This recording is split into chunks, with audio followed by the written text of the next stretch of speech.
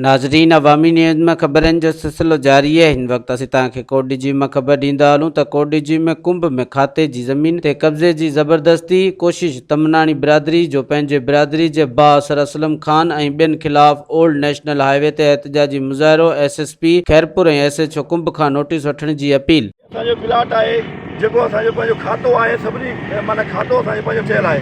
असलम तुमराणी रोज़ पंहिंजा माण्हू वठी करे 7 माण्हू 8 माण्हू तव्हां साफ़ जे साम्हूं अदा तव्हां सभिनी जे साम्हूं हिते वीगो में माण्हू हुयसि गॾु माण्हू वठी असांखे धमकियूं थो ॾिए ते प्लाट मुंहिंजो आहे, पथर गोरी लाथा ते अची कब्ज़े जी कोशिशि कई अथई, पथर लाथा अथई, धमकियूं ॾिए मां तव्हांखे केस करे ॾेखारींदुमि, तव्हां ते कब्ज़ा करे ॾेखारींदुमि, तव्हांखे जेको वणे थो करे ॾेखारियो, तव्हांखे ख़बर पइजी वेंदी।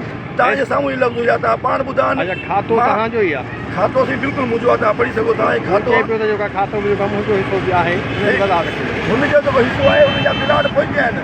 हेठि 4 जरेब जी नंबरी आहे, हे सिर्फ़ु 9 पैसा असांजा जेको खाते में वटि लिखत आहे हर शइ। हिन वक़्तु जेको हे आहे 9 पैसा आहे, 9 पैसा कुझु घुंटा आहे, इहो विश्वास आहे, उहो मुंहिंजो खातो आहे। SSP खैरपुर खां कहिड़ो मुतालबो? असांजो SSP खैरपुर साहब का मुतालबो आहे, सही असां इंसाफ़ कयो।